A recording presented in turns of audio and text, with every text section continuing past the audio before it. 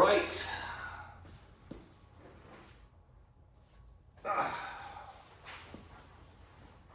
Hey everyone, my name's Austin, a.k.a. Crash. I'm with Retro Hobby. I'm the tech guy behind the computer doing all the nerdy stuff. But in my spare time, I like to race cars.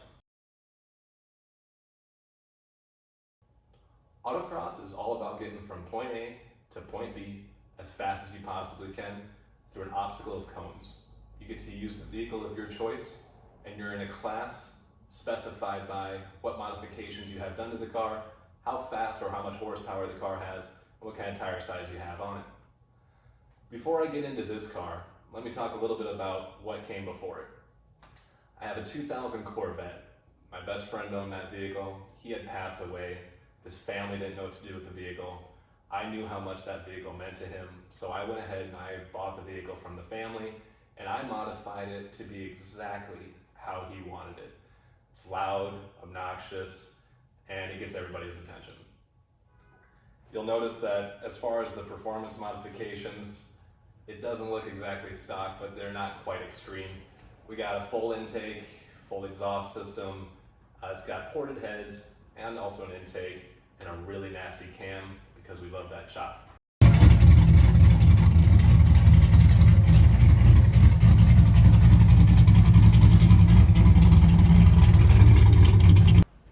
So, take a quick look here at this picture. You'll notice that the wheels and tires stick out past the fenders. That is because race car. Don't care about the paint. We're all about trying to get traction. So this car, as you can see, had some of the widest tires available. And so last season, I took third place with this car, the Corvette. This year, I am in the same class that I was last year with the Corvette. Keep in mind, I said all those modifications applied for the class that I was in. No issues. This season, I have a 2020 Tesla Model 3 Performance Edition. What that means is that it's got front and rear wheel drive, 450 horsepower and 500 foot-pounds of torque. A little bit of a monster and kind of a different ball game than what the Corvette was. But it is completely stock. This car has no modifications done to it. It has a little bit of an aggressive tire on it, and that's it. This car took home first place in that same class that my Corvette took third place in last season. Chalk it up to the driver, I chalk it up to the car. These things are incredible. Anyway, so the future of this car is going to be some suspension, basically lowering it about an inch, get rid of that ugly wheel gap that's going on over here, and also that'll help lower the center of gravity of the vehicle and hopefully help me go around corners better and maybe save some tires. I doubt it's picking it up on camera, but those are bald. I'll take a picture and show you here.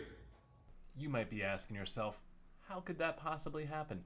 How could a nice new tire become so bald? Well, let me show you.